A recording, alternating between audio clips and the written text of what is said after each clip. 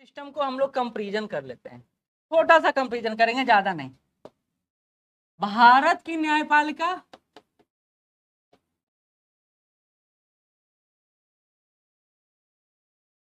और ब्रिटेन की न्यायपालिका।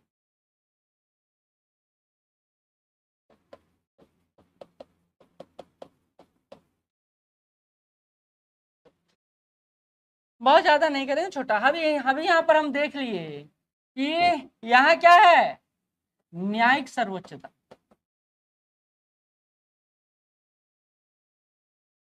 और यहाँ क्या है, संसदीय सर्वोच्चता।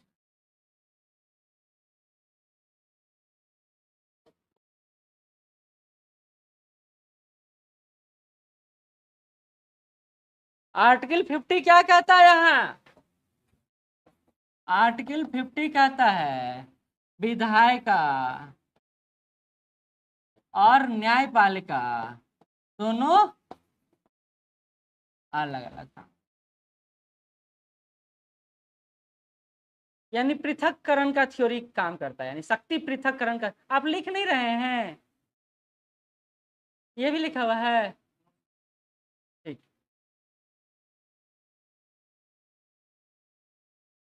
अब इसका मतलब क्या हुआ, आर्टिकल 50 का मतलब क्या हुआ, दोनों का कार्य क्षेत्र अलग अलग, ठीक।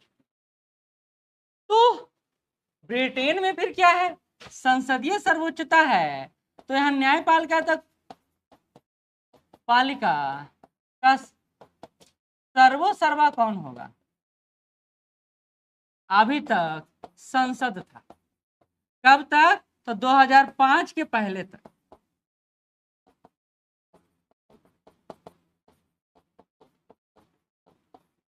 दो 2000 के पहले संसदीय सर्वोच्चता स्थापित ब्रिटेन में।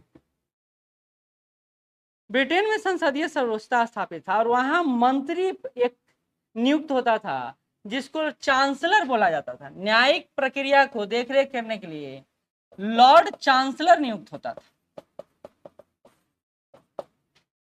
लॉर्ड चांसलर नियुक्त होता था। लेकिन 2005 के बाद ब्रिटेन कहीं ना कहीं भारत जैसे देशों से प्रभावित हुआ, और यहाँ चांसलर की जगह पर एक पद का सृजन किया गया, लॉर्ड चीफ जस्टिस। इसको हटा करके 2005 के बाद एक नया पद बना, और उस पद का नाम क्या है, लॉर्ड चीफ जस्टिस। अब जो सुप्रीम बॉडी है वो किसमें निहित हो गया, लॉर्ड चीफ जस्टिस में। इस तरह विधायिका और कार्यपालिका ब्रिटेन में अलग हो। पहले क्या था, एक ही था, क्योंकि जो मंत्री होता था वही सुप्रीम बॉडी होता था, वही देख रेख करता था। जैसे हमारा सुप्रीम कोर्ट यहाँ जाता है, उस समय किसके यहाँ जाता था, लॉर्ड चांसलर के यहाँ जाता था। तो ये ब्रिटेन का सिस्टम था, ये ब्रिटेन का सिस्टम था। क्या हमने एनजेएसी को समाप्त कर दिया, रद्द कर दिया। एनजेएसी जानते हैं ना, न्यायिक नियुक्ति आयोग को, जबकि ब्रिटेन ने आईजेएसी को एक्सेप्ट किया, आईजेएसी को स्वीकार किया। अब आईजेएसी का फुल फॉर्म लिख लीजिए, independent judicial appointment, independent judicial appointment. और हमने क्या किया, आईजीएसी को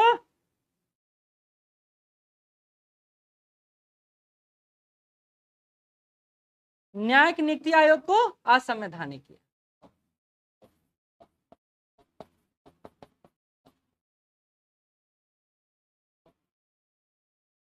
न्यायिक नियुक्ति आयोग, हाँ उसे कहा जाता है असंवैधानिक किया। तो यूपीएससी में क्वेश्चन आया है कि ब्रिटेन और भारत की न्यायपालिका एक दूसरे के नजदीक और दूर जा रही है कैसे। तो नजदीक कैसे आ रही है, तो ब्रिटेन ने हमारा सिद्धांत को स्वीकार किया, सुप्रीमेसी पावर सुप्रीम कोर्ट के पास रहा भारत में, और वही पावर अब ब्रिटेन में 2005 के बाद चीफ जस्टिस के पास। उन्होंने आईजीएसी को अपना लिया और हमने आईजीएसी को रद्द कर दिया। तो हमने दूर कर दिया खुद को। न्यायिक नियुक्ति आयोग को जब रद्द कर दिया हमने, तो हमने ब्रिटेन की परंपरा को फॉलो करना बंद कर दिया। तो ये आपको देखना है। एनजेएसी, आईजेएसी नहीं, एनजेएसी, ठीक है।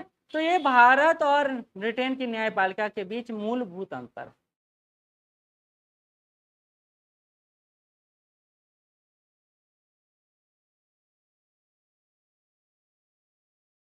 चलिए आगे बढ़े।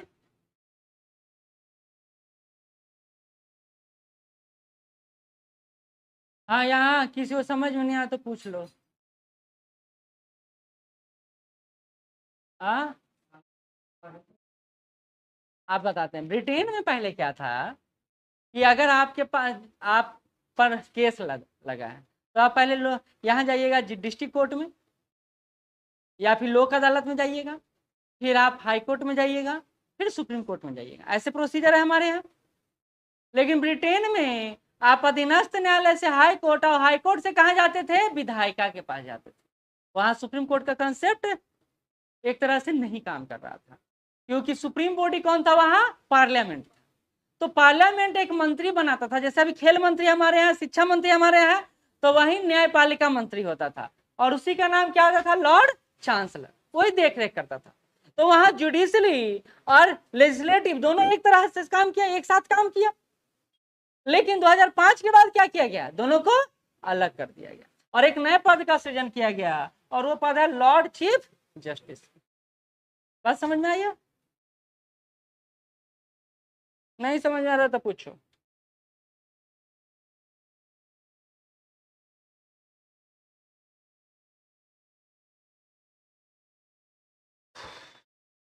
चलिए आगे बढ़े। अब आ जाते हैं भारत और यूएसए पर।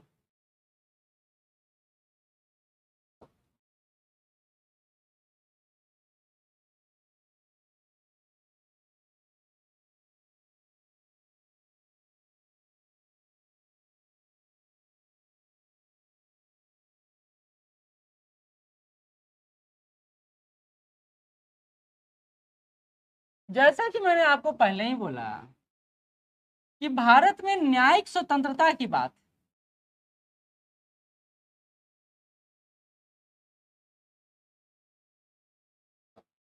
फ्रीडम ऑफ जुडिशरी की बात होती है। लेकिन अमेरिका में न्यायिक सर्वोच्चता की बात।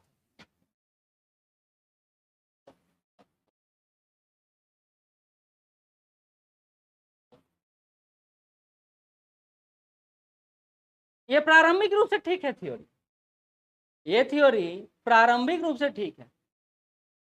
फ्रीडम ऑफ जुडिशरी और सुप्रीमेसी ऑफ जुडिशरी ये प्रारंभिक रूप से भारत में दिखाई देता था।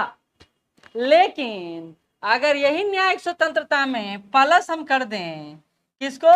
न्यायिक समीक्षा को और न्यायिक सक्रियता को, जुडिशियल एक्टिविज्म, तो ये क्या बन जाएगा? न्यायिक सर्वोच्च।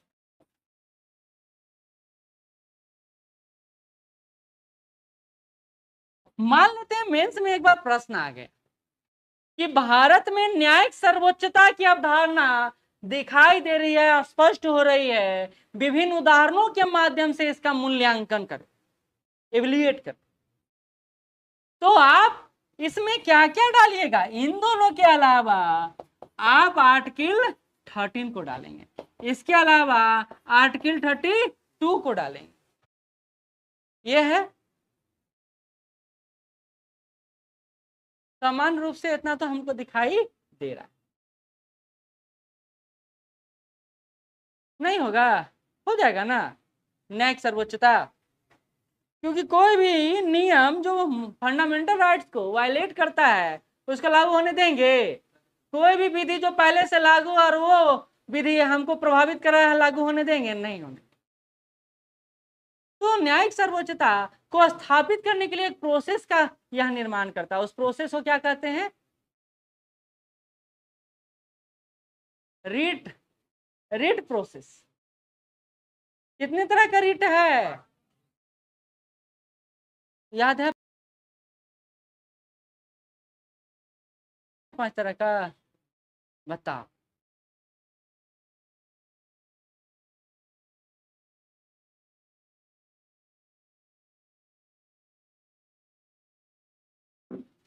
माइक दें।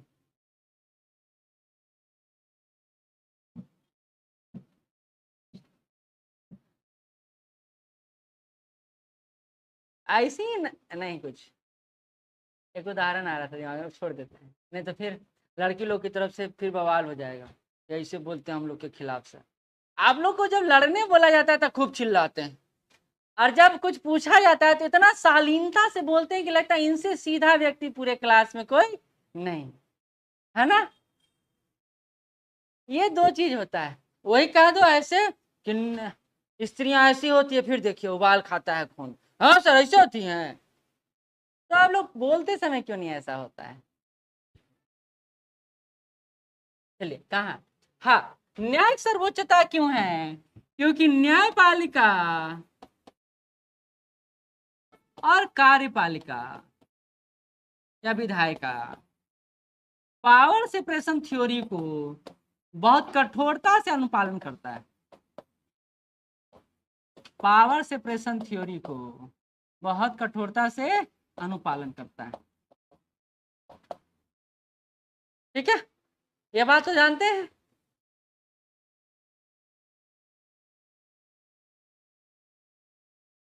हमारे यहाँ संघीय व्यवस्था है, भारत में क्या है, संघीय व्यवस्था है। संघीय व्यवस्था का मतलब क्या होता है, फेडरल सिस्टम का मतलब क्या होता है, संघ होता है, राज्य होता है। हाँ फिर बोलिए क्या बोल रहे थे। हमको लगता ना पैसा दे के बोलवाते हैं हम सबके, एक बार बोलेंगे दोबारा नहीं बोलेंगे सर, है ना, पैसा मिल रहा है।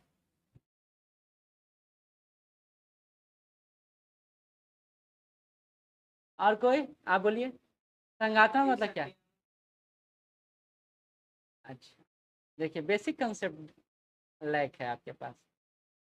निकी, बहुत अच्छा।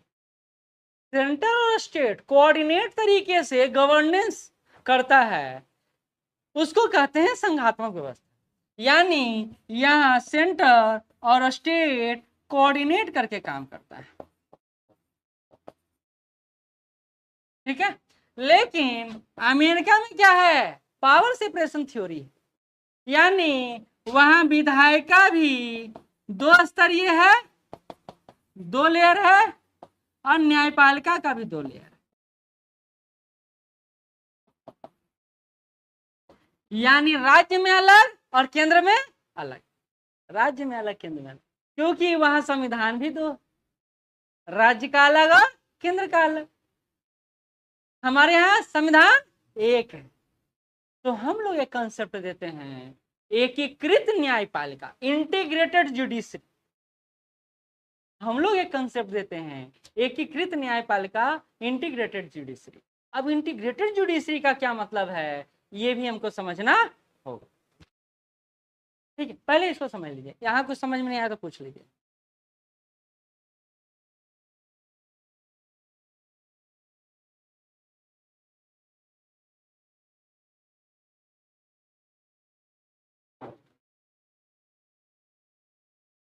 एक और था, हाँ, बड़ा अच्छा कंसेप्ट है, ऑर्डर। ऑर्डर ये सुने हैं, हैमर वाला, ये ऑर्डर, ऑर्डर क्या है, पढ़ रहे थे कहीं न्यायपालिका के संदर्भ में, तो वही एक इस कंसेप्ट पर चर्चा किया हुआ था कि ऑर्डर, ऑर्डर क्या होता है।